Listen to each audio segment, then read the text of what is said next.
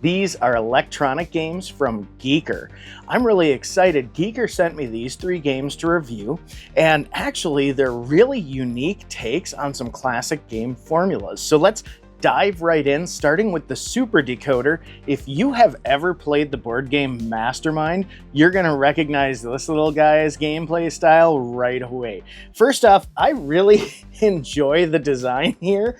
They have a little counter that tells you how many puzzles you've solved, and an indicator for all of the different color types. You'll see this when I activate here, which also I really like this. The on-off switch and the player indicator also looks really whimsical.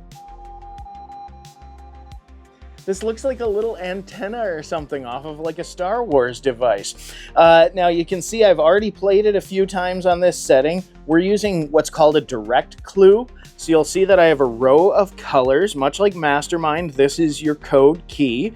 So I can tell from this row of colors based on the row of lights below it, which ones belong in the place they're in, indicated by a green light, which ones belong in the code but aren't in the right place, indicated by a white light, or if there were no lights, that would mean that that color is completely misplaced in this code. So now what I would do as a player decoding this would use this little dial to place the colors where I think they belong. So of course, since some of them are mismatched, I'm immediately going to just switch their places.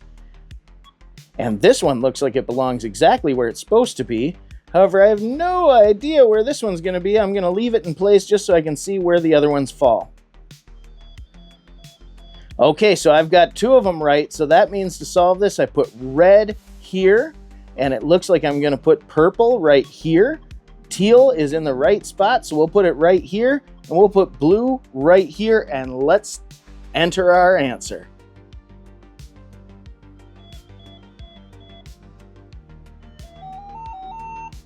I love the little fanfare. I love the blinking light. That's really exciting. When you do 2-player, you get 2 of these little light up antennas. So the first player will set the code, and then they'll set how much time the second player has to play it. Now, there's also indirect codes. Now, this is going to be more akin to Mastermind. So players who've played Mastermind are going to see what I mean. Now your indicators are on the side, just like the original game, and signified by these lights. So you can see 2 green lights, meaning 2 of these colors in the code are in the right place, and 2 white lights, meaning 2 of these colors belong in the code but are not in the correct place. Now, I'm not going to dive into trying to solve this, especially because the camera angle doesn't give you the best view. In fact, I'm going to have some B-reel in here so that you can actually get a close-up of what these puzzles look like. But I gotta say, I love the overall build quality. This thing has just a really nice feel. One thing that's universal across all 3 of these games is they're very tactilely pleasing.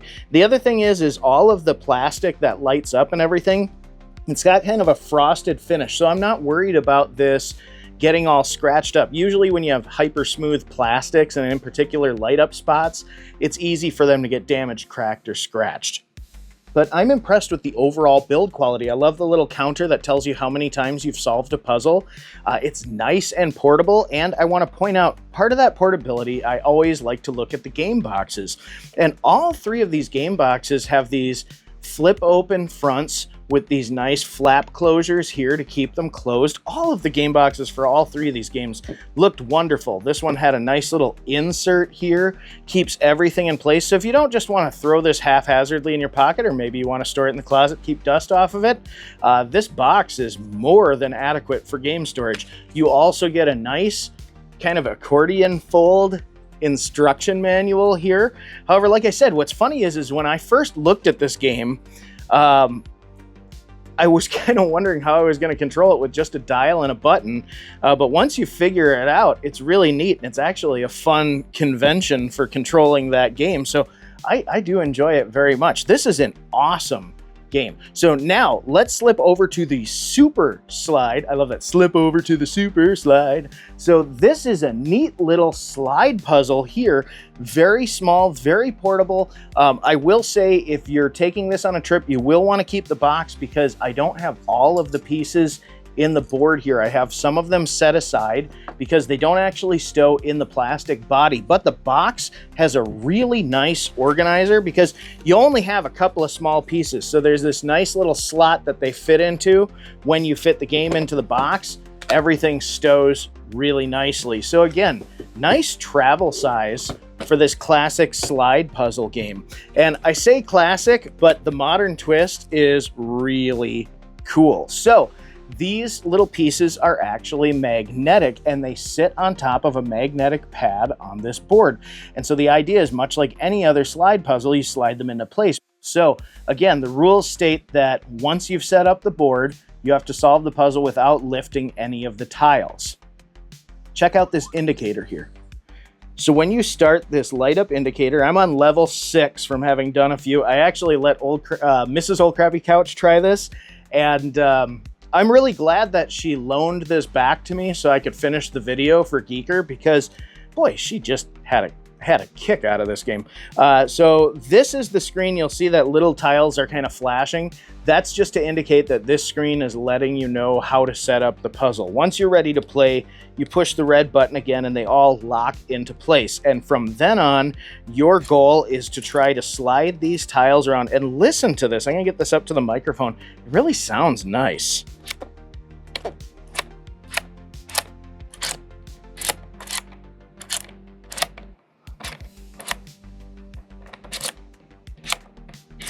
And this is kind of a tough one because my goal is to try to get this red triangle to this red square. There's a triangle in the middle of the square, but this red square to this center pad in the bottom of the board that you can see kind of indicated behind these. Once I actually get them out of the way, maybe I'll have a better chance here, but let me see.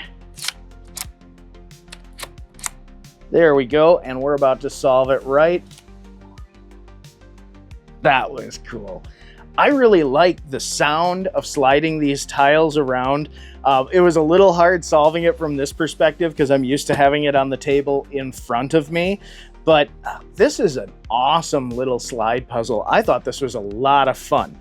Let's have a quick look at this rule book for the Super Slide before we move on. Now, this is a nice little full color printed fold out, plenty of pictures to let you know how to set the game up, and it is really simple. And that's the one thing that I admire about all three of these games is the game itself is simple, but that doesn't make it easy, and it doesn't mean the strategies for any of them don't get more and more complex as the difficulty increases. But nice little rule book, fits well in the box. Like I said, the box has plenty of room to store all the spare parts, so this is plenty portable and very sturdy.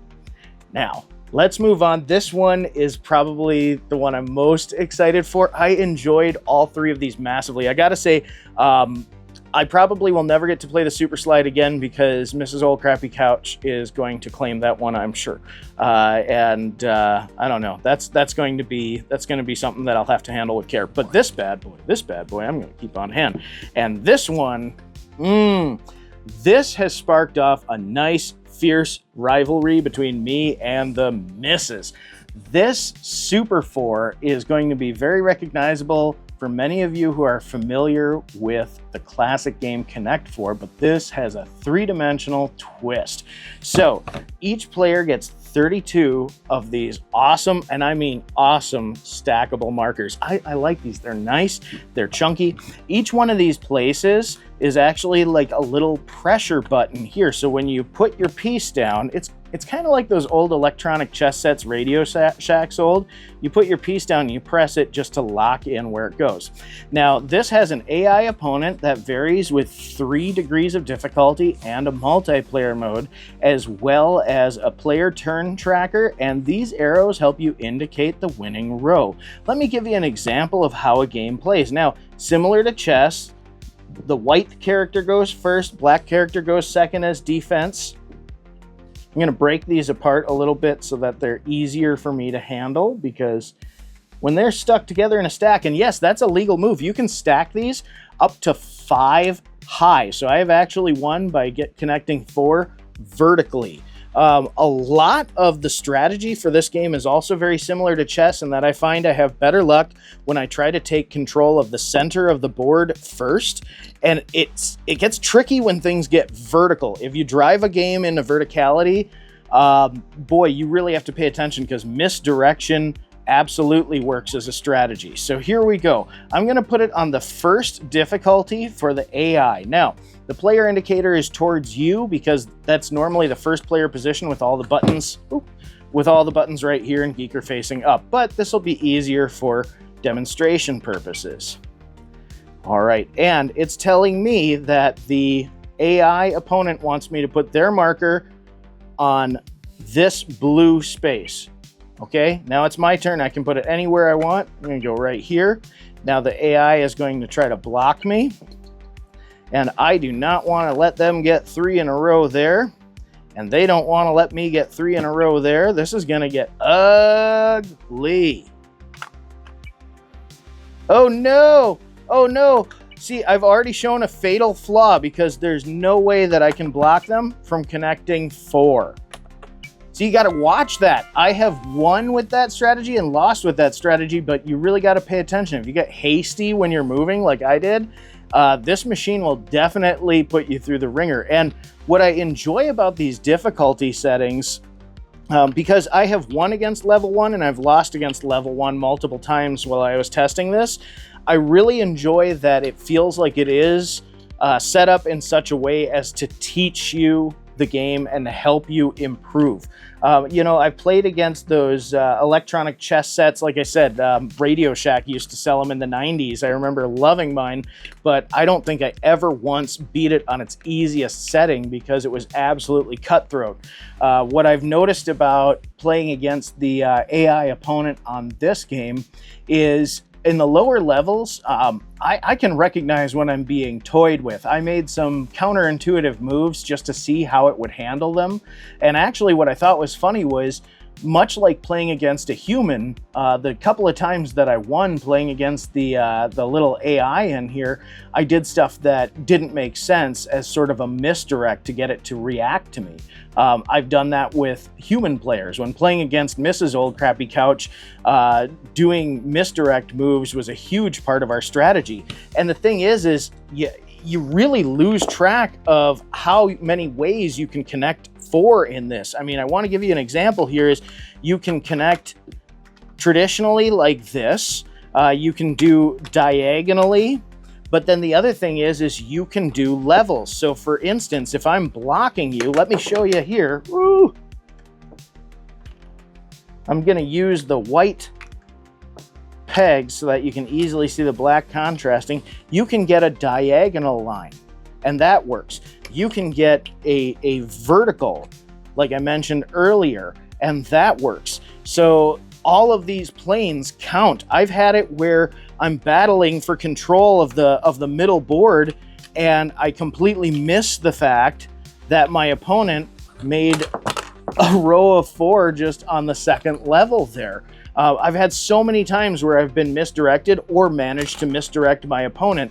I gotta say, this is one of those games where the gameplay itself, understanding the rules and understanding how to play, very simple, but it does not at all mean that the strategy is not complex. Once you start to get the fundamentals of the game down, both the AI will throw curveballs at you, and you'll start to notice how important curveballs are to throw at your opponents. So I gotta say, I really love this Super 4. I also like how both it has a clean aesthetic, yet the colors are used judiciously, very functional. Like there's no wasted space on this board. This doesn't feel like any design on this is superfluous or made for art or aesthetic. Everything about this is very tight and very right. About the only thing that I'd ask for would be better storage for these game pieces, like a compartment within the game board itself, but that would make it quite a bit chunkier. And the game box has a really nice organizer in it that's more than adequate for keeping these pieces together.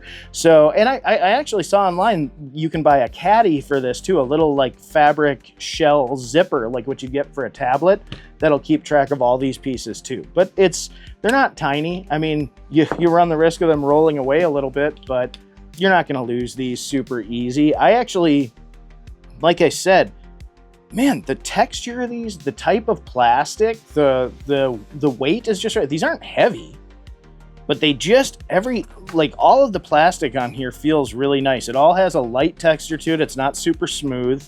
I do worry when I have pure white plastics that they might start to yellow or collect grime easily. And one of the ways that this is built into sort of a pan, like you have this white faceplate and then it sort of sits in this gray pan, I could see where this edge might be something that I'd want to watch, but that's really kind of being picky. Take care of your stuff and it'll stay fine. But I mean, anytime people are handling stuff, eventually, you know, you get, for lack of a better term, finger grease on things.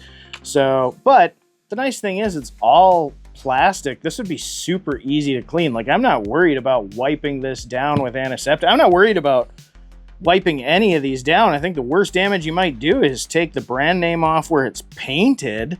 But other than that, you know, I mean, obviously they're not waterproof, but I mean, if you're just wiping them clean, yeah, these are all nice chunky plastic surfaces that would be super easy to sanitize. So another kind of win for the design here. So like I said, the game box here has this nice flip open with these locking flaps. This is a tray divider, so you can put all of the little pieces here. You can put the game board here, and this is deep enough to stack like the white ones on bottom and the black ones on top. That's how it was delivered to me, so that's kind of how I pack it up.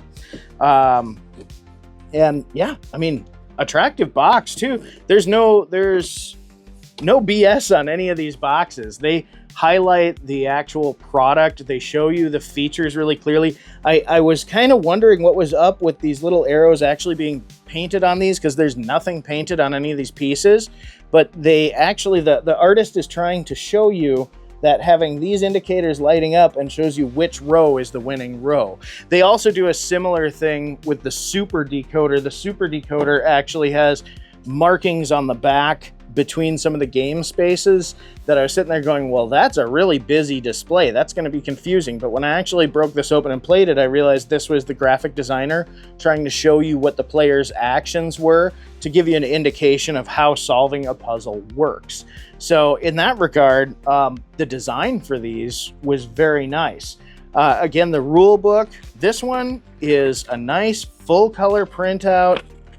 Folds right out here. Now, one thing that I thought was confusing is the first couple times I was playing this, I was thinking that when I could stack stuff, I could count a move like, say, this is really stupid on my part too. I'm going to full well admit that. But supposing that I had like 3 pieces here and my opponent blocked me, initially I was wondering why it didn't count to kind of make this little line over them, because I wasn't thinking 3-dimensionally. So I will admit, the first 1 or 2 games, I was trying to figure out exactly how everything worked with connecting it. And I felt really stupid when I realized that I wasn't looking at it the right way. But I'm not going to lie. What's funny was when I started playing with Mrs. Old Crappy Couch, first 1 or 2 games, she kept, you know, doing the forehead slap and going, I'm not thinking 3-dimensionally. And that's really what makes this fun. This is like something I'd expect out of a sci-fi movie. I mean, it's so genius in its simplicity, but nice rule book, nice storage box. The game itself is an absolute delight. This is easily one of my favorite games that I have gotten to test this year. Such a delight. All 3 of these are wonderful. All 3 of these are wonderful. I just got to say the Smart 4. The Smart 4 is really, really top tier here. I love this little Mastermind guy. This one here, the Smart Decoder, is such a neat take on the classic game. So again, it can be kind of hard to play that classic game when it requires a second player. So getting to play it single player, what a treat. And I love the difficulty settings on it. And I like that it counts how many times that you have solved the puzzle on this counter so that you can keep track. And again, the display on this, I really like, I mean, how it tells you to set up the puzzle. Look at how clean and pretty that is. And I like the sound of the pieces sliding all over the place.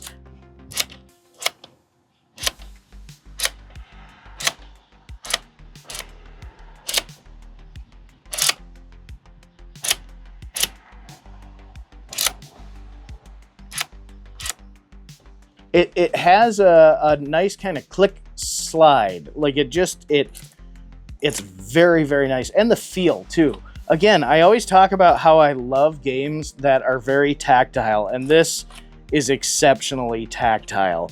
All three of them in their own way. I mean, even the Super Decoder, I felt like I was a safe cracker when I was, I don't know why, but when I was turning this dial, the clicks are just light, but they're perceptible. So you're click and lock in place, and click, click, click, and lock in place. Like I really, and that actually had an effect on the multiplayer. I do want to say when I was playing this 2-player with Mrs. Old Crappy Couch, I experimented with doing different time limits for the puzzles and things like that. And I noticed that when under the gun on a shorter time limit, it's much, much easier to overshoot the color that you're trying to set because you start to get nervous and start making really fast movements. And it's important to be smooth, you know. Slow is smooth and smooth is fast. So yeah, Super Decoder, Super Slide. We've got our Smart 4. All three wonderful games, and I'll tell you what, I got a special treat for you. Thanks for watching the video to the end. Check out my promo code here in the description because you can get 15% off your purchase if you want to pick one of these up. So awesome games. Thank you again to Giiker for sending these out for review. What a great treat. And hey, everybody else watching, thanks for joining me, and we'll see you next time.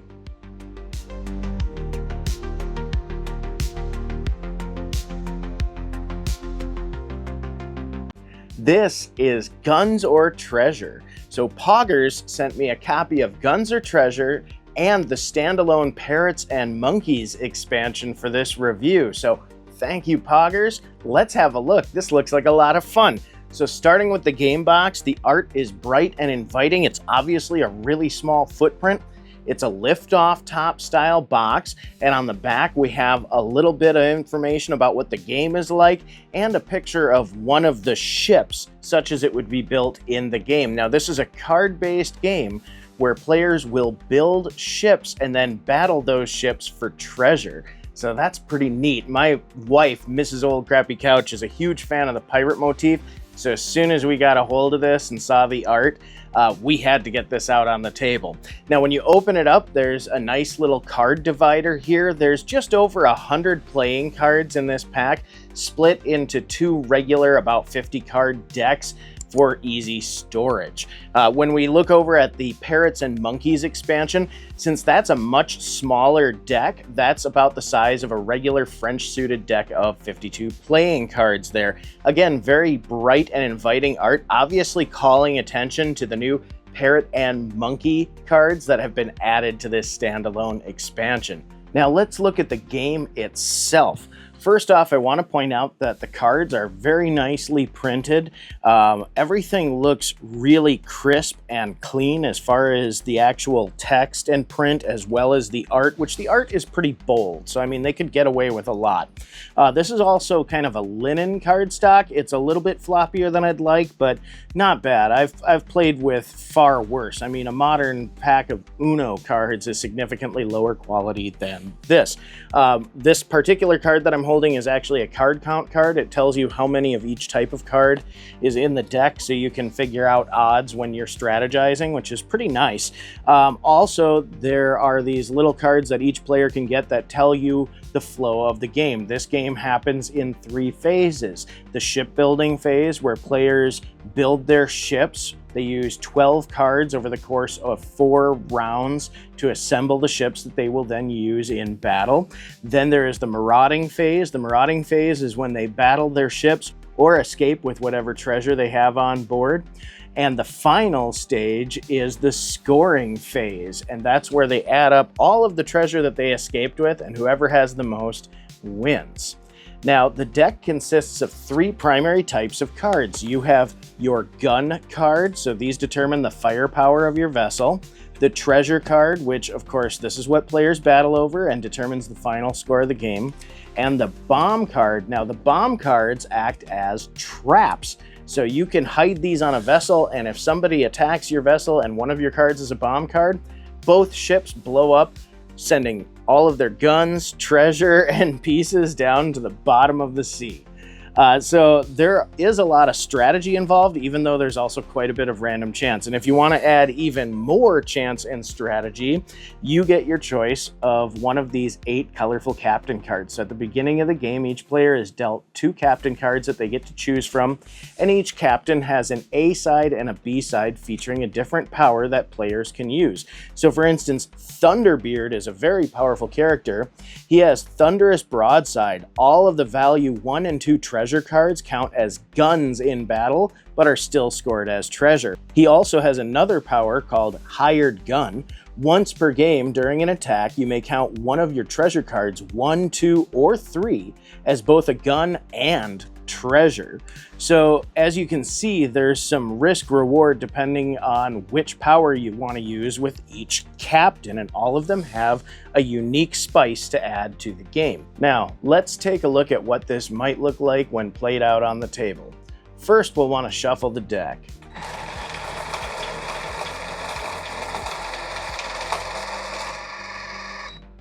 I have an episode about this coming up as well. Each player is dealt 6 cards. In the first round, each player will select 3 of their cards to play to start building their ship. They will start building a ship by placing a card face up or with the bow showing, and any subsequent cards face down to build the ship, or another one bow up if they would like to start construction on another. Now that I've played 3 cards and all of the other players have played 3 cards, I get another 3. And the next round of shipbuilding begins. Oh, I continue to play 3 cards each round until I've constructed my fleet. So a total of 12 cards will be placed on the table by the time my fleet has been fully constructed. At that point, we will begin the marauding phase. Now, in the marauding phase, the very first turn any player takes must be an attack on another player. After that, they may choose to flee. Now you see I've already played my 12 cards on the table. That means I discard these 3 and we begin with marauding. So, first, I will challenge another player. I'll select which one of my ships is going to fight against one of their ships. Then both players will turn over their face-down cards, revealing the total number of guns and the amount of treasure that they have on board. Or maybe they have a bomb and they sink both ships and their treasure to the bottom of the sea. Whoever has the most guns wins. In the instance of a tie, the attacker wins. After the ships have been cleaned up as far as being destroyed, their guns removed from play, and the treasure collected, whoever won the face-off adds the treasure to their pile.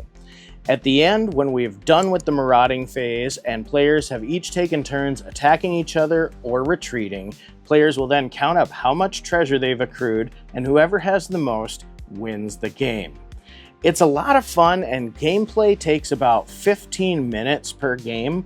I will say that it can kind of feel off balance from time to time just due to the random nature of you never know what you're going to get. I've had games where I've gotten a ton of treasure and almost no guns and felt like there was nothing I could do to put up a fight. Now you can add a little extra spice by throwing in the Parrots and Monkeys expansion. As a standalone, it can play 2 to 3 players, but you can integrate the cards into the base pack and actually expand the amount of players the base pack can handle up to about 9. Now the Parrots and Monkeys expansion adds Parrot and Monkey cards. So what Parrots do is they duplicate or count as a double for whatever the bow card is. So let's say I have this 5-gun bow card and I have a Parrot face down as one of the stern cards. When I turn it over, that Parrot makes another 5 guns. It does the same thing for treasure, which also happens to count towards the score. Now the monkey cards are a different type of trap akin to the bomb, but far worse in my opinion, because they count as a negative to the player's treasure count, and it's a -5 per monkey. So you can fill a ship full of monkeys if you happen to get a lucky or unlucky hand as you look at it, and have a player attack you thinking it's a juicy target, and no matter how much other treasure they get for the rest of the game, they're weighed down by those monkey cards when they're adding up their final total. It adds a whole new level of chaos to the game that's a lot of fun. Overall, I found this to be a really enjoyable ship battling game. The pirate motif was definitely a huge draw. I preferred to play without the captains myself, and I did think adding the Spanish Armada, if you're playing with only 2 players, was a lot of fun. Spanish Armada adds an NPC fleet that does not attack and is assembled by the other players as they're building their own fleet. So it basically just adds more targets to the battlefield and makes the game a little bit more fun by driving up the score. But overall, this is a fine game. What is it? Intended age 8+. I would say that it's perfect for that age range. I didn't think it was overly complicated. I had a lot of fun with it. It did take up a fair amount of table space when we were playing, but not much more than if you were playing Monopoly. So it's definitely not something that you want to play on like a really small table, like blackjack or poker. But if you have a little bit more space to spread out and move your fleets around and everything, yeah, this is definitely a great choice. So if you are interested in getting yourself a copy of Guns or Treasure, I do actually have an affiliate link in my description below. So any purchases help keep the lights on and keep me making great reviews for you. What's your favorite pirate-themed board or card game? Why don't you comment below and let me know? I'm always interested to find out if there are more exciting titles out there. Thanks for joining me, and we'll see you next time.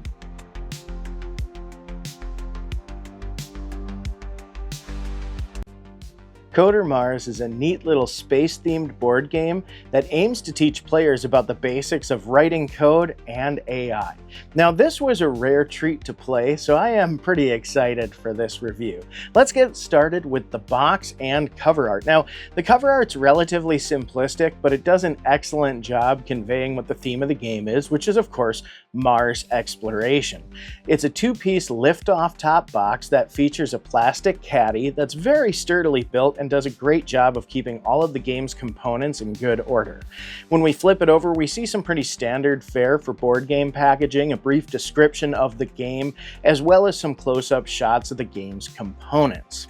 Now, when we move to the game itself, we have a quarter-fold board. We get 4 player pieces that are made of wood and very nicely printed little space explorers here. I really enjoyed the player pieces for this particular game. You also have a number of tokens representing things like resources, oxygen, water, and food, as well as we have some mineral resources as well. Now, these are color-coded on the back. In certain game modes, these are added to the game and are unique to each character. And then we also have some hazard tokens as well, like our little volcanoes here. Now, if a player accidentally lands on a volcano, they get sent back to start. So the game is not without its risks.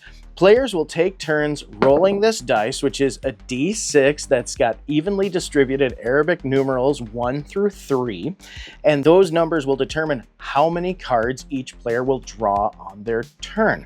Now, there are basic code cards that will look like this. They'll have a visual representation of what the above code command is telling the player to do. And as players move up through their skills as coders, they will begin using advanced code cards. Now, these no longer have the visual representation of what the command is and will rely on players to actually read the code as it's written to determine how they are to move their player piece.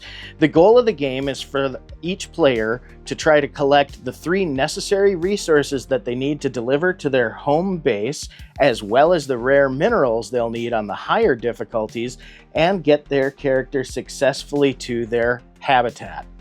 So this is kind of a neat one because there's a certain amount of strategy, but a lot of random chance. First off, you only get 1 to 3 possible code cards, so there are chances that you won't be able to get the right commands to successfully navigate your space explorer to the particular resource that you're looking for, and in some instances, it can actually guide them to a hazard.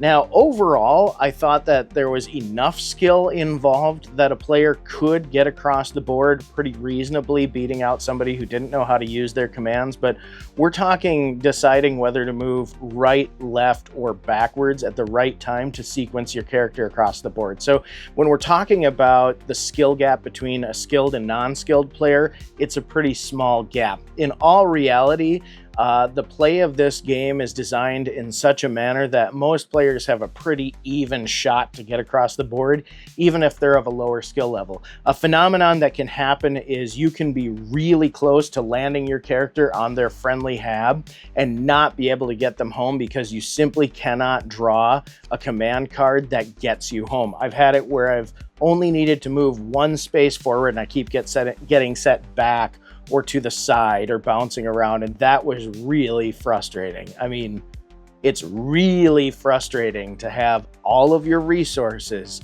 and be ready to go and be stuck in limbo as you watch another player slowly make their way across the board and eventually beat you. All right, okay, good. I've got all my supplies, I've got my O2, I've got my water, I've got my food now. We just need to get back to the hab. Okay, that's a minor setback, but that's okay. Now we're back to the hab. Okay, well, that's also a minor setback, but we'll get there.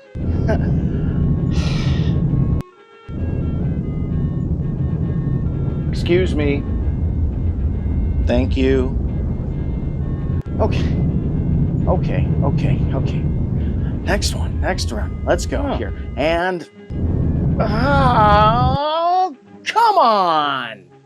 So in that regard, be ready that there are instances where you can have everything line up beautifully in the first half of the game and lose it all in the second half at no fault of your own. However, that being said, I'm a big fan of random chance being involved in my games because I do think that it's nice to have something that encourages a more even competition.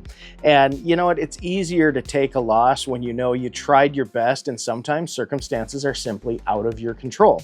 Now, that being said, there are some things that are in your control. On some of the higher difficulties, players will have these power cards. So for instance, I mentioned landing on a volcano sending you home. Well, a player can play this defuse card once per game and it deactivates that particular volcano. They can also get the opportunity to peek. So these tokens are obviously face down on the board, and as players navigate the board and land on them, they will quietly look to see if it's a resource they need without showing other players. So there is a bit of mystery involved. So that being said, using the peek card allows players to take a sneak peek at what resources are available to them. And then of course, there's the shuffle card. Now this allows you to get a little bit mischievous with the other players because you can actually shuffle or switch places of some of these resource tokens mid-game, and that'll really throw people for a loop. So there are some things that you can do that are well within your control on the higher difficulty levels in particular that will give you an advantage or perhaps a disadvantage to your opponents. So it's a nice mix of random chance and skill. As far as teaching people the basics of AI and code, the way I would look at it is it teaches people code literacy first and foremost. I like that each one of these cards has the code for its given command, whether it's a basic or an advanced command. So it does teach you some real simple coding tricks, but it doesn't actually, I wouldn't say like when you're playing this game, I wouldn't expect somebody to play this game for a few hours and then be able to get up and successfully write code, but I do believe that they would have a better understanding of the code that they were seeing on the screen in front of them. And in that regard, I think that this is an excellent entry point for people in learning the language of computers. So that was really neat for me. And I don't have a background in code at all. Yes, I've designed a WordPress website in the past using plugins and builders that made it very easy for me. And so I know what code is and I've seen code, but as far as being able to write, you know, boy, that would be outside of my skill level. So for me, this was pretty neat because it served things in a really simplistic manner that made it easier for me to understand. So I really feel at the very least I have a better understanding of what I'd be seeing on the screen if I was looking at some basic code. And I think that's really the biggest selling point of a game like this. Now, the problem with a lot of educational games is they tend not to be very fun. And I mean, it's best just to address that right away. I actually thought this was quite a bit of fun, but I didn't like it so much on the basic levels. Now, the way that this game is broken down, and we can have a look at the rule book here because this will help. We have an almost 30-page rule book here. The 29th page is blank. It's quite a bit. First off, the print quality is great. This is a nice saddle-stitched, stapled, full bleed, full color print, very nice, heavy sealed paper. So, I mean, this is, if there's a rule book that's going to last, this is it. So very nice quality. And I want to say across the board, the quality of the parts is very good. These are not linen cardstock cards, but they're pretty decently snappy. They're actually firmer than the Mattel name brand Uno cards I got recently. So I do want to put out there, this is an independently published board game, and all of the components actually are quite nice. You have the little cardboard tokens. The die has a really nice feel to it. So the box is great, comes with an organizer. When we hop into this rule book now, like I said, boy, there's a lot to it and it seems awfully daunting, but one thing I will say is it's extraordinarily thorough. There are lots of visual representations of the components as well as how all of the commands work. So if you're having a hard time reading these code commands on the advanced code cards, the rulebook does an excellent job of translating everything for you. And the game is broken down into 3 basic phases, each with its own difficulty or 2 difficulty levels. So there's basic training, which comes in the basic level, and then an advanced basic training, and that teaches you how to play with just these command cards and resources on the board. You're not playing with all of the extra trappings like your player-specific minerals or your skill cards or anything like that. And then as you work your way up through the 3 different difficulties, eventually you get to full throttle, which is where everything is implemented. You get the power cards, you get the resource cards, you get the mineral cards, you have location cards here. So how I determine where player-specific minerals are is players will draw these cards or be dealt these cards at the beginning of the game, and then their minerals will be placed in specific spots on the board. And so, for instance, once you're at the higher difficulty, a player must collect all 3 resources and their 2 player-specific mineral tokens before reaching their hab to win the game. So it does a good job in building up the player's skill through multiple different game types as you work your way through it, all of which culminating in the complete game. So in this instance, you're actually just simply adding features of the game until players are getting comfortable using them, which is really nice because that helps it appeal to the younger players. Because I would say with a game setup like this, would a 6-year-old be capable of playing the game? Absolutely. I definitely believe a 6-year-old could play this game. Now, that being said, not every 6-year-old is going to have the focus for learning this game at first. So starting on the basic levels will really help. So I thought that Coder Marz was an excellent little entry in the Coder series. I particularly enjoy the theme, and I actually thought all of the game components were very well made, and clearly this game will stand the test of time. It has a nice scale to the box, so very small shelf-friendly footprint, and I love the organizer caddy.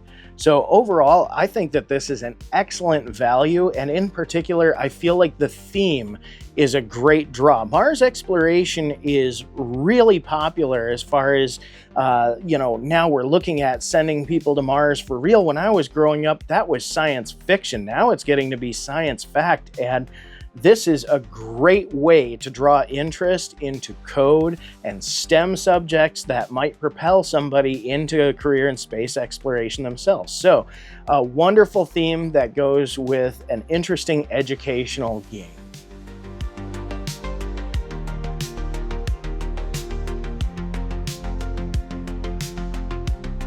I've got a special treat today. Poggers sent me a copy of Rescuing Robin Hood. This is a cooperative card game for 1 to 5 players, and it certainly looks like a blast. Why don't we get it out on the table and have a look?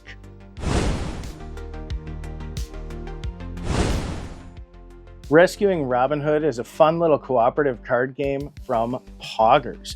1 to 5 players work together to rescue Robin Hood by launching daring raids on the Sheriff of Nottingham's forces over the course of 4 days, leading up to a siege on Sherwood Castle on day 5.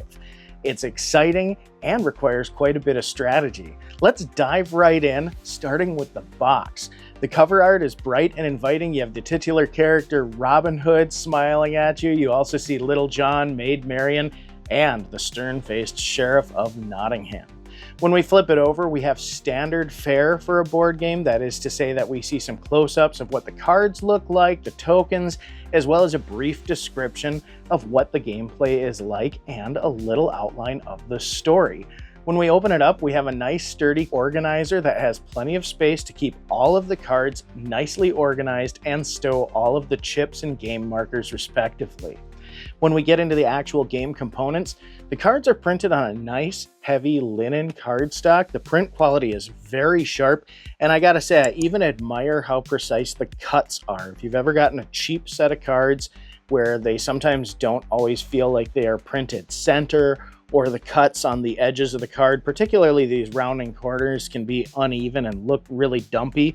These all look really top tier, very premium. And while I'm holding it in my hands, I want to point out they did a good job of including these guide cards, things that work through each one of the days so that you know the process and progress of your turns, as well as attribute and skill cards for you to reference to help you keep track of all of your characters' attributes and abilities, because it can be a little intimidating trying to memorize all of that right off the bat.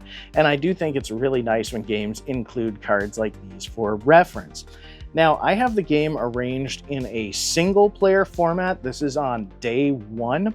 So as you'll see, a single player would start with a hand of 8 base villagers. Actually, all players, whether you're playing single or not, the first round they'll have 8 base villagers. These are villagers without any type of medallion on their card to indicate that they are a more valuable player. As players launch raids over the course of these 4 days against the Sheriff of Nottingham's men, they will rescue these more valuable villagers that they can then add to their forces as they refine their deck, building towards the final showdown at Nottingham Castle. Now, players will measure their strength through 4 attributes: wit, stealth, brawn, and jolliness. They will add all of these attributes up across their 4 cards and their leader card and keep track of them on this little tracker here that uses these colored wood cubes to help players keep track of how strong their forces are. Now, there are buffs that can be added. There are skills available such as scouting, prayer, and cookery. Cookery allows you to add 2 additional attribute points to any of the 3 offensive attributes. Prayer allows players to rearrange some of the sheriff's forces by moving the lead character up or down a row. And scouting allows players to turn over some of the face down cards and see what other forces the sheriff has in store before they launch their raid. Each one of their attributes, wit, stealth, and brawn, act differently in combat. Brawn is definitely more of a direct showdown where you're just seeing who has the most brawn, and whoever does win. Wit allows you to use a press your luck gameplay style where you increase the amount of wit that you're betting against in the hopes that you'll come out on top. And stealth allows you to very precisely target different characters or face down cards in your attack in the hopes of gaining an advantage over your foes. Now, this is a game that I thought was really intimidating at first. I'm not going to lie, when I was reading through this very robust and detailed rule book, which is 19 pages, so it can be a bit scary. However, this is beautifully printed. It's full color, full bleed, nice, thick stock, has tons of really nice visual guides. So They did everything they could in this rule book to make it easy on you. And so, like I said, the game might look intimidating at first, but actually playing it, in my opinion, was the easiest way to learn, because once you actually get everything into motion, it all clicks and makes sense. But as you're reading, and I find this with a lot of games, anytime you're reading the rule set for the first time and you've never even seen a game played, I can see where getting a big chunky rule book can be something that'll make people nervous. But this is one that was definitely very rewarding once I got the chance to get it out on the table. Now, you'll also notice I have this second book here. This is the character guide, and this gave me a giggle. They went through and wrote backstories for all of the characters featured on all of these cards, because not all of these characters are featured in the classic story of Robin Hood. Like, for instance, Rowan in Circles or Mosey Onover clearly are characters that were added in this game, but at least they have stories available. And I think adding lore to your game, even if you have like an established story like Robin Hood, if you're expanding and adding characters, that little attention to detail of adding the lore really made the game quite a bit more rewarding. I mean, I love the inserts on things like Candyland or 13 Dead End Drive, where the story has no impact on the gameplay whatsoever, but it just adds richness to the vibe, and I dig it. I'm all about getting really into your board game and the story behind your board game. In this instance, card game. I guess this is more card-based. Table game. Oh. This is a nice social cooperative experience, and because it's cooperative, and yeah, I mean, I normally go player versus player, but I gotta say, sometimes it's nice to not have anybody at the table feel uncomfortable about having to go up against another player. I know sometimes there's competitive anxiety on game night, and this is a perfect choice for people who would really rather work as a team as opposed to try to be the last person standing on the table. So I had a lot of fun. If you think that this looks like something that's attractive to you, I have a link in my description below to Poggers' website so you can check this out and their other great card game, Guns or Treasure. But I gotta say, when I was playing this, to get in the mood, I even played Robin Hood movies on my TV, just back to back, like the 73 Disney, Men in Tights, Costner. Actually, my favorite on-screen depiction of Robin Hood is still John Cleese in the movie Time Bandits. So I'm curious, who's your favorite on-screen depiction of Robin Hood? Why don't you comment below and let me know. Do you think that they would be able to assemble a strong enough merry band to go rescue Robin Hood in this game? Comment below, let me know. Thanks for joining me today, and we'll see you next time.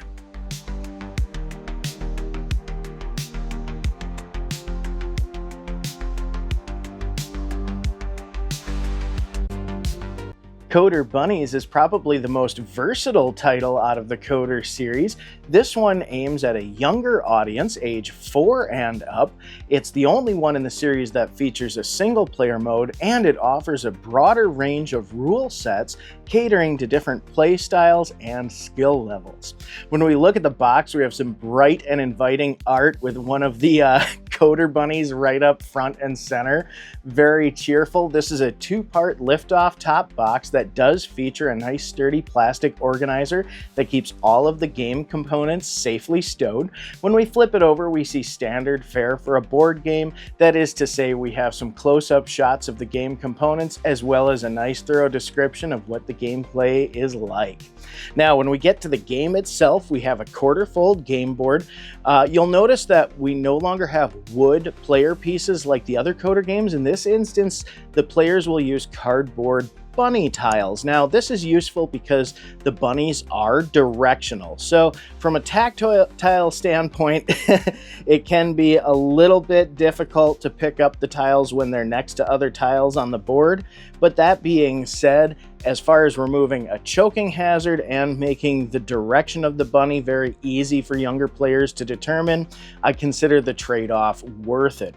Now, what you'll also see on this table, in addition to our colorful bunny tiles, are carrot tiles. Each player will have a carrot of their respective colors, so in certain game modes, they'll be required to collect the carrot on their way to their destination. They will also run into certain obstacles, things like fences, which players cannot navigate over, they must navigate around, and puddles, which players can navigate over so they can actually hop puddles given the correct command. You'll also see that I have these little yellow tokens. These are destination tokens. So the final destination for all 4 players is right at the center of the board, but you choose the starting point by choosing what the destination is. So in this example I have set up, the destination is school. So all of the bunnies will start on their respective school colors. So you can use this to your advantage to affect the difficulty of the game. And that was something that I thought was really fascinating about Coder Bunnyz, is because it offers a broad range of rule sets that you can use all of the same components for, you can individually tailor the game's difficulty to each respective player. Now again, the core age that we're aiming for is a little bit younger than the other Coder games. However, that being said, I would not expect a 4-year-old to be setting this up for themselves. This is the type of game that you would want an adult or an older sibling playing with the young ones, more so just getting them used to setting it up. And as you can see, each player is going to have 4 individual decks plus a debug token in front of them, their little mulligan token. If players lay down the wrong kind of code, they can use debug and take it back. So nice little, hey, you always get a do-over. So I do think that it's a great game for its intended age. However, that being said, when you're dealing with the young ones, it's more that you have a large amount of cards that you're playing with, that it might take some adult help to get a kid into this game and to understand the rules. But that being said, the game does a great job of growing with its players. Now, as you'll see, I have some basic command cards at each player's station. These consist of directional cards like forward, left, right, and hop. Now you'll also notice that none of these cards actually feature any code printed on them. That's because we're learning the basic concepts of code at this time. Now there are also other cards that will be implemented at the higher difficulty levels, such as function, which allows you to actually employ a collection of different commands all at once as a function. Or there's also the repeat cards. Now you can repeat a set of commands multiple times as well on the advanced levels. So the game, like I said, evolves and changes, but almost none of the rule sets require all of these cards all at once. So it does know when to put a cap on it so the game doesn't get overly complex. Now, one thing that I really did like about Coder Bunnyz is not only can you tailor the difficulty to each individual player, but there's almost infinite replayability, because the game, like I said, the map is determined by these hazard tokens and where you place the little player's carrots.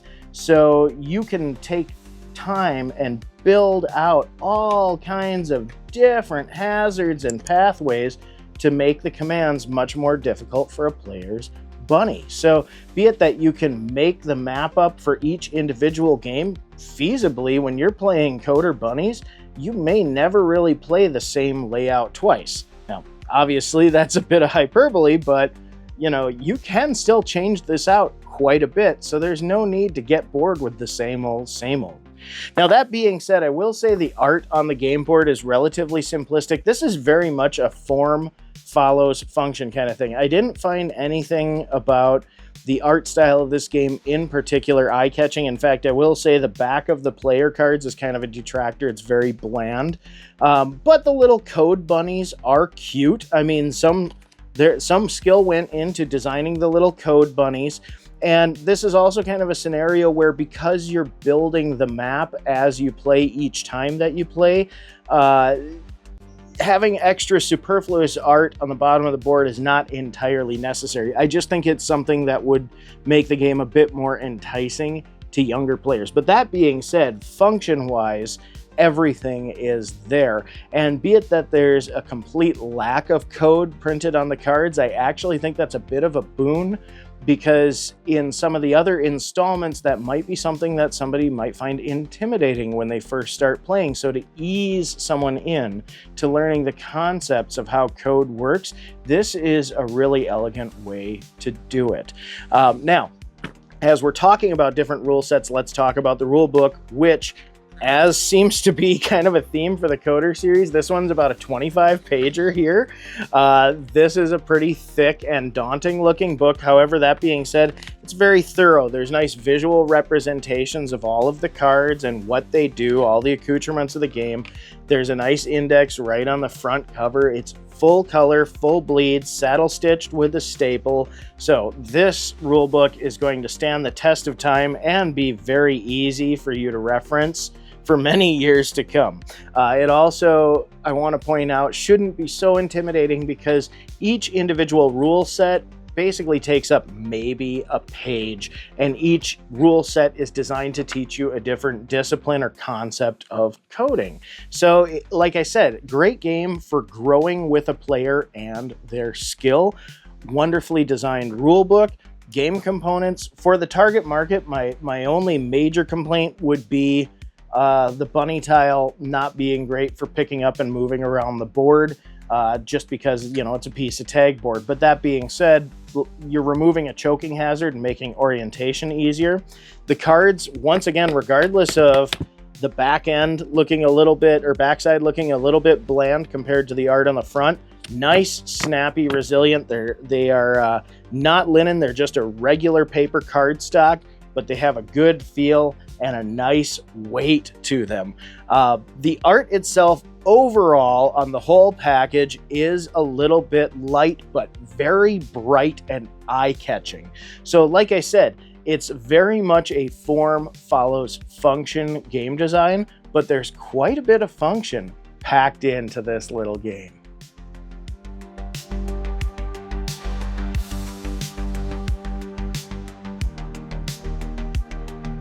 This is Secret Recipes, and though it's one sweet treat of a game, it's no piece of cake to win. This is a newer game that I came across that I thought was so neat I had to take a look. This was released by ThinkPsych in 2024 and designed by Dan Fisher. So let's dive right in, starting with the box art. First off, I really like this whimsical font that they chose for the titling. I like the little whisk, the cake, and the chef's hat there. All the happy little ingredients floating around, the little chef and his cake. It definitely establishes the theme very nicely. This game takes 30 to 45 minutes to play. It's for ages 9+ and intended for 2 to 5 players. Very clearly displayed on the front. When we flip it over, we have some pretty standard board game fare. Photos and representations of what's actually in the box as far as cards and player cards, that sort of thing. We've also got a little blurb of what the game is all about and the general theme. Now, this is a lift-off top box. Here we go. Very tight tolerances, so it feels very nice. It does have a nice little card organizer. I wish that it had some sort of separator right here, because when you're storing the main decks required, it's very easy for them to intermingle if the box gets shaken up. But for the most part, it's kept everything very neat, and it's nice to see really any organizer at all in games these days. So win for that.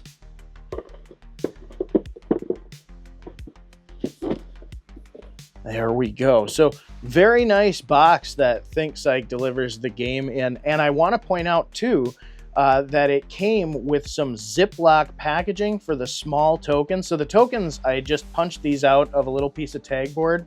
Also, the player cards have these little plastic standees to hold them up as well.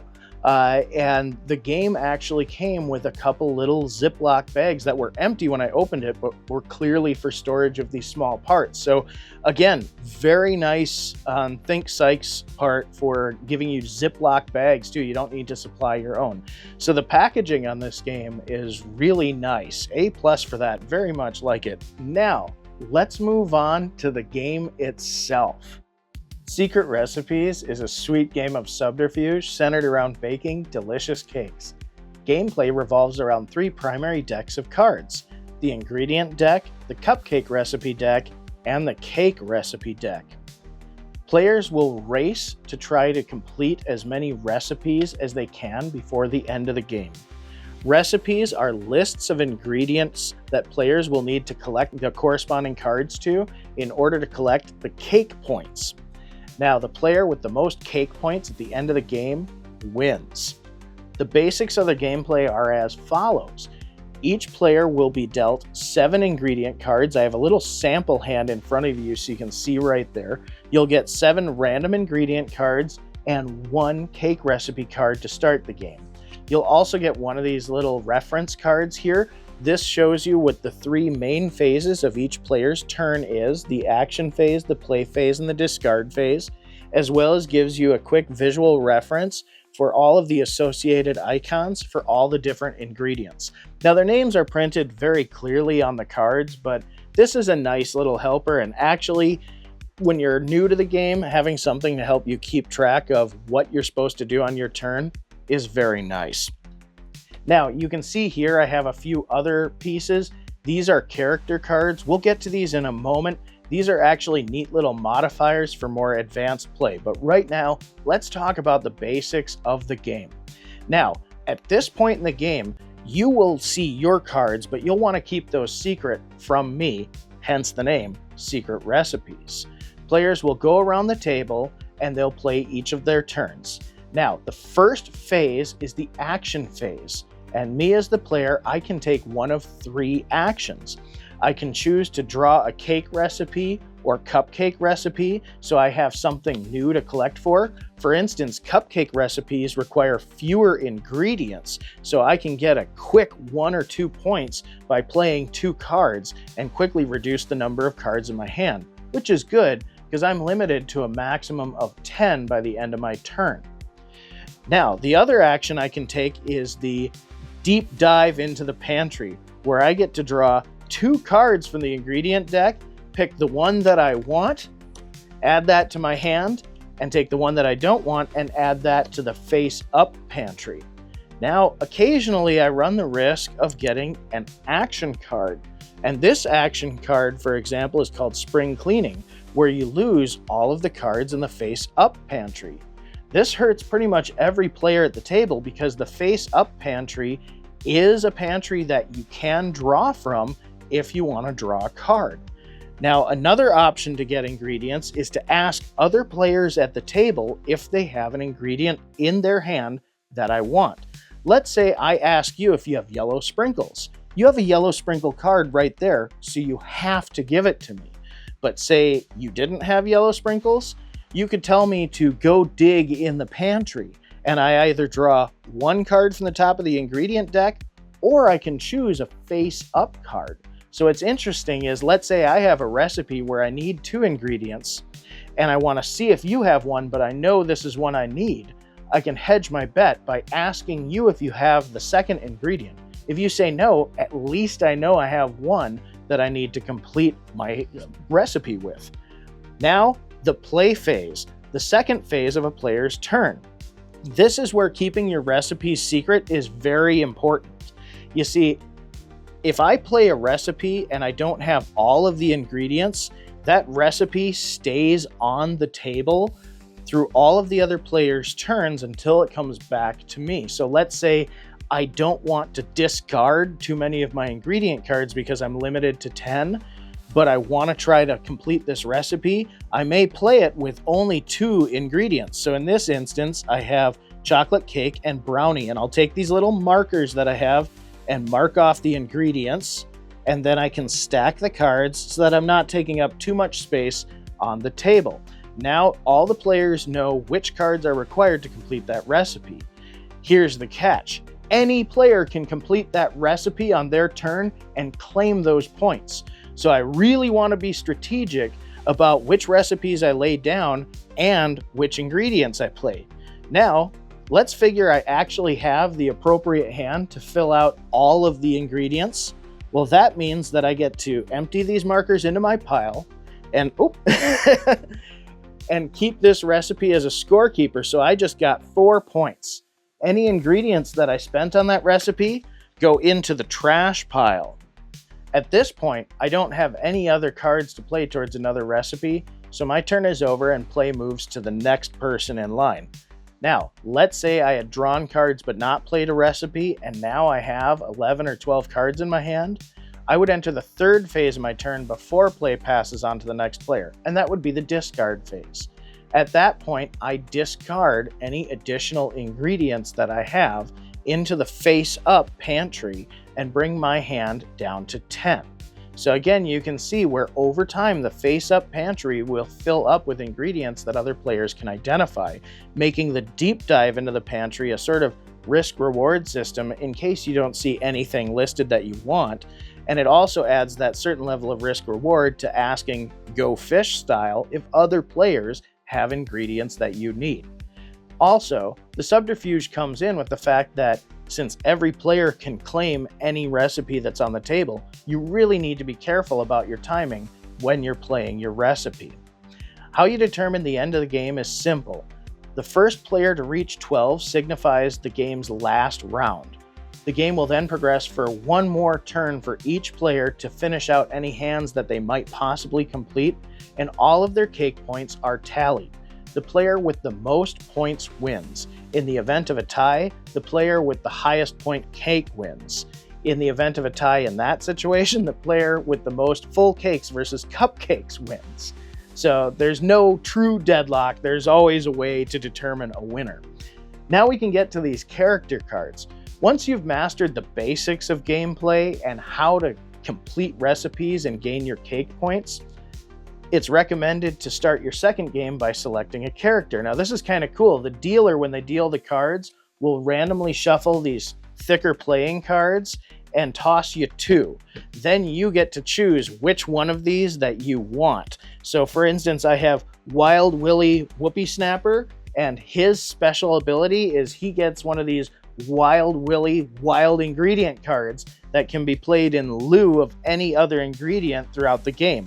Or I can get Penny, I always get this one, Peppykins. I want to say Preppykins for some reason, but it's Penny Peppykins, and she always has peppermint. So whether or not I have a peppermint chip ingredient card, I always have peppermint if I'm playing as her character. So these extra little boons that you get from having a character, and like some of them are also so powerful that they're limited, so you have to use these counters.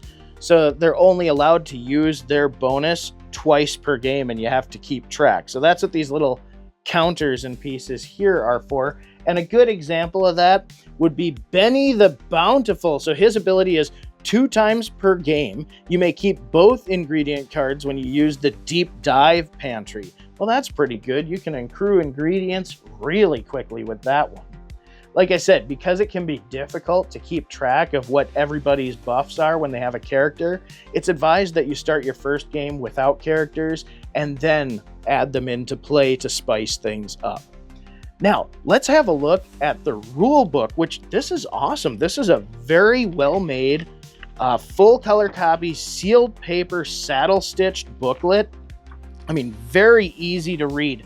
A lot of my computer programs and apps, I like to run in night mode, so dark background, white print. So I really like that they have this set up here, but very thorough instructions, a very nicely made booklet. So this will definitely stand the test of time. And I also noticed this little write-up right here on the back that I want to take a second and read, because this is a fine example of why I like this game and its gameplay mechanics so much. So this is a message from ThinkPsych, and they say this is about ThinkPsych and why we published Secret Recipes. ThinkPsych is a company founded by 2 psychologists. We published Secret Recipes first and foremost because it's a fun game we loved playing with our friends and family. Additionally, we were excited about its educational value for promoting social awareness and building emotional resilience. Winning the game requires you to observe and remember what other people are doing, rather than just focusing on yourself. Secret Recipes also challenges you with some skills we know a lot of people struggle with: frustration tolerance, not getting what you want, having things taken from you, plans changing, losing, and problem solving. Through play, we strive for our games to help develop social and emotional health for all ages. Thank you all to the people who play tested and gave their thoughts and feedback to the many iterations of what eventually became Secret Recipes. That's a great message. I love all the thought that went into this because they're absolutely right. I discussed this a little bit when I did my review of Candyland, that I thought it was necessary for the game to have the setbacks built into it to help kids learn how to overcome setbacks in life. And they so succinctly stated it just right on the back here, how all of the different gameplay mechanics give you a certain level of control and strategy, but require you to exercise some very interesting skills in order to be successful. I gotta say, after having play tested this, now I haven't done more than 2 players, but I very much enjoyed my 2-player game time. Actually, the opponent I play tested with was the first one to want to immediately set this game up and play it again the next night. So I know it's a hit. It's a lot of fun. The quality of parts are great. I mean, it doesn't require much. You have this little cardboard base. You have these little cardboard counters here. All of the art is really nice, albeit relatively simplistic. It doesn't need to be complicated. All of the little ingredient cards are very bright. I like the little characters. Everything has like a little smiley face, even the brownie. It's a lot of fun. So I highly recommend Secret Recipes. I actually have a link in my description if you want to get yourself a copy, but this was a blast. This was a very interesting treat. I don't normally check out very many modern games. I'm usually comparing modern games to their original counterparts, or at least vintage counterparts, to see what's changed throughout the years. But every once in a while, I encounter something where the gameplay was great and I really like the message behind the game. So this is one I wholeheartedly endorse. Secret Recipes, it's a lot of fun. Again, definitely go for ages 9+ if you're explaining that rule set. Some of the younger ones might be a little caught off guard, but this is an excellent game for the family. Definitely check it out. Thanks for joining me, and I'll see you next time.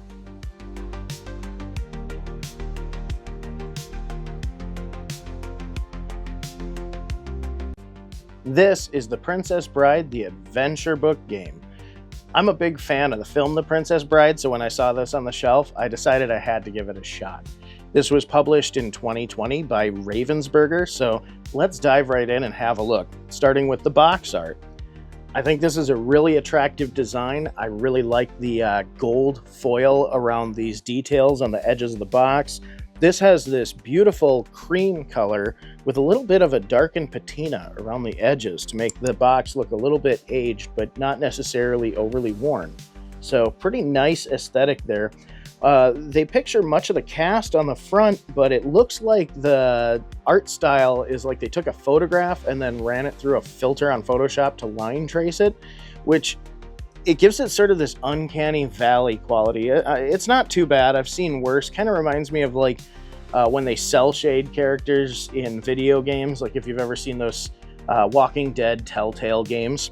One thing that I did notice too is they took some artistic liberty, in particular on Fred Savage's face and his grandfather's face, but not so much the rest of the cast. And Fred Savage looks like he came straight out of a Don Bluth movie, so that was kind of funny to me.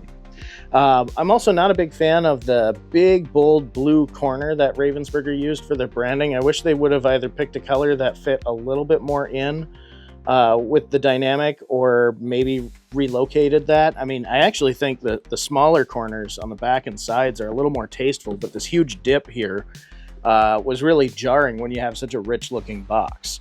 When we flip it over, we have a nice depiction of the game board and the game elements. I love the little blurb, "Inconceivable," up top. That's great.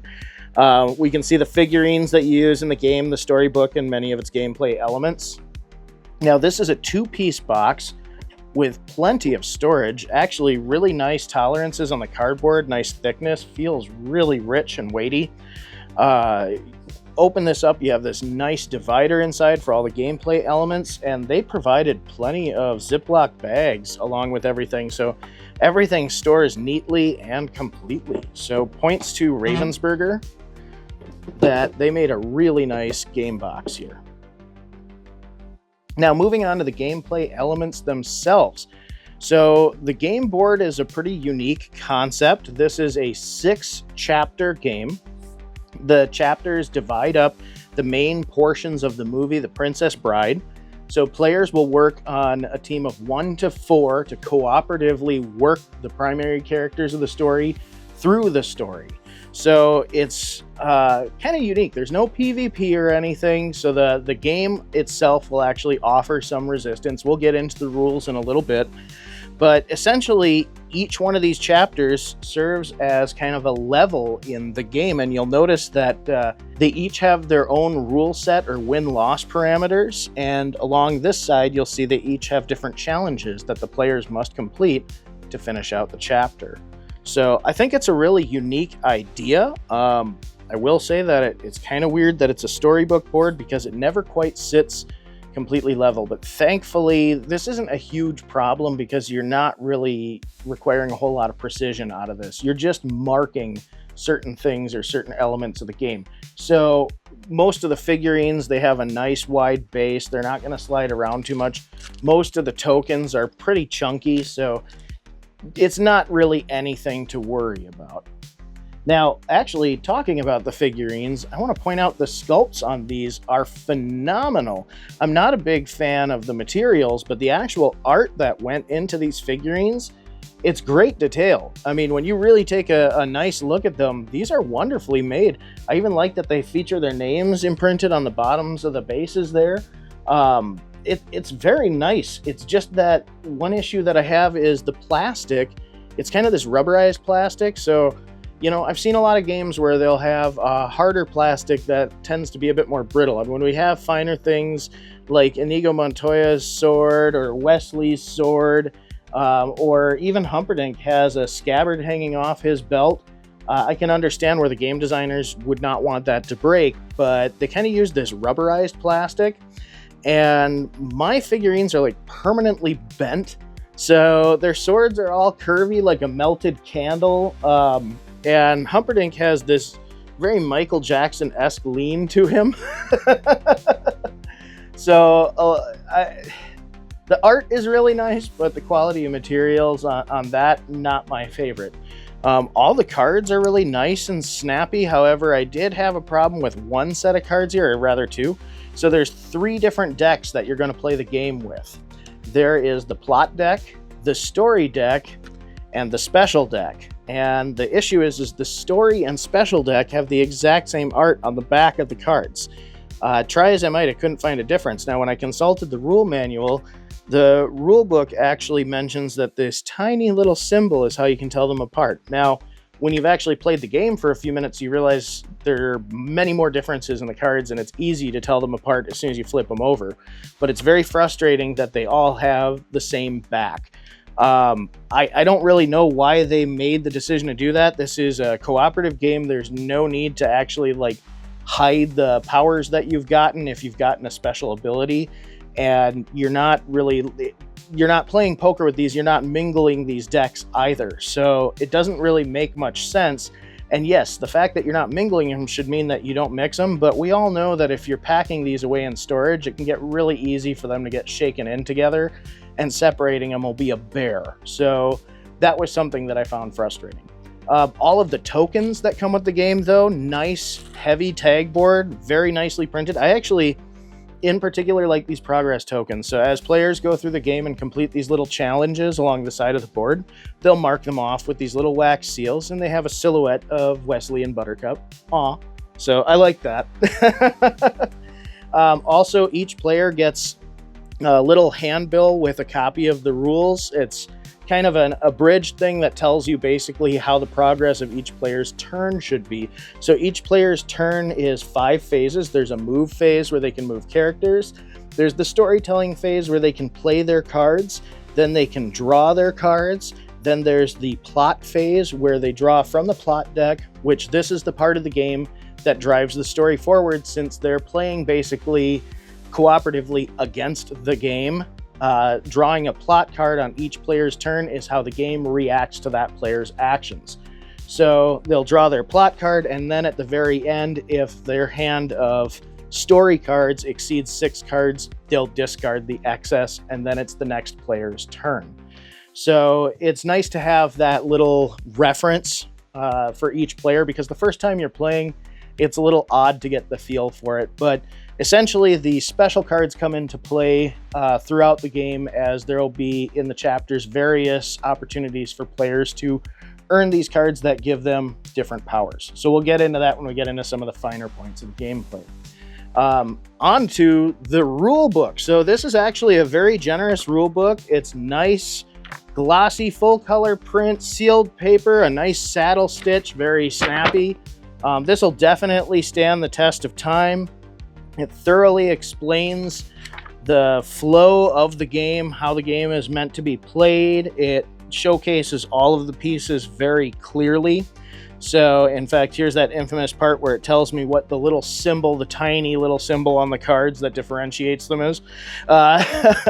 Now, more importantly, actually, is the back section of the rule book. So you do need to keep the rule book on hand when you are playing the game. So as I mentioned, this game is 6 chapters. And so how it works is you have the basic core gameplay mechanic as outlined on these little rule cards, right?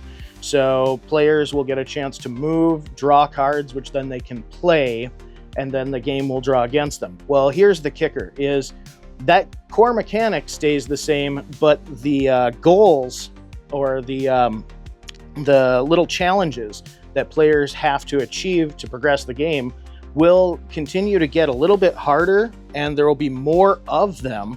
And also the rule set changes. So the way to think of it is you have a basic core mechanic for the game, and then each different chapter is a different riff on that core mechanic, or basically increases the difficulty and adds or takes away a different feature. So I do think it's interesting as far as the concept, but in practice, one thing that I noted was because you have to stop between each chapter and refer to the rule book and set everything up according to the rule book. So different chapters will require different tokens and figurines set up in different configurations along the storybook path. And so right there, that interrupts gameplay. You have to reset the board. Then you have to go through what the chapter rules are, so basically what the variations on the game are with each player, and then go over the challenges. And so because you're shifting focus like that, and it happens where the chapters play about, the game quote's about 15 minutes. That can vary. So the actual gameplay per chapter is relatively short if the players are acquainted with the gameplay mechanics and continue to move it on smoothly. But in my experience, the first couple chapters were kind of a stumble start because everybody's learning. And then as soon as everybody's comfortable with that rule set and how to play the game and its basic mechanics, they move on to the next chapter, and we have to take a minute and explain the new variation of the rule, or the rule set, and we have to explain what the win-loss parameters are, and that tends to break up the pace of the gameplay. And so that's the part that I think really worked against this storybook board game presentation. Is I actually think the concept is neat. I think the idea of having these different variations, so you have a single core gameplay mechanic, and then you slightly vary the rules and vary what your player challenges are, that's neat. But the problem is trying to get a group of fresh players in, teach them the rule set, get them comfortable, and get them to play. I found that the game being interrupted between chapters led to us giving up early. I've play tested this 3 separate times with groups of friends, and usually we get to the end of chapter 2 and say, okay, that was neat. I mean, that was kind of fun, but I'm ready to try out a different game. It is kind of a tough one to bring new players in on, and playing solo, it just doesn't really do it for me. I'm sure there are some people who enjoy solo board games. For me, they're more of a social activity. So I did find that it is perfectly possible to play a 1-player game and get through the story, and there is a challenge to it. However, that being said, it still feels like you're going through the motions, whether it's a single player or multiplayer game. The only difference is by adding the multiplayer aspect, that feeling of collaboration is really what drives it. But this is kind of one of those situations where, as I was playing the game, and this was true for any time I group tested it, myself and everyone playing it, we eventually just went, I would rather watch the movie than play this game. And so that says a lot to me about the overall fun factor of this game. So I would say that clearly a lot of effort went into this game as far as fit and finish. It's a beautiful game. All of the elements are well made. The rule book is nice. All of the tokens are thick and rich. The design is nice. The figurines are highly detailed. It's a crying shame that I didn't really get, too wrapped up in the gameplay, or at least wrapped up enough to want to continue on. So I've played this, 3 times with multiplayer. I've tried single player twice, and I still just kind of get a ways into it and go, nah, I don't really feel like setting up the next chapter. And so that, I feel like that says a lot. So I guess I put it to you, The Princess Bride, the adventure book game. Have you played it? Do you know anybody who has? What are your thoughts? Comment below, let me know. Thanks for watching, and we'll see you next time.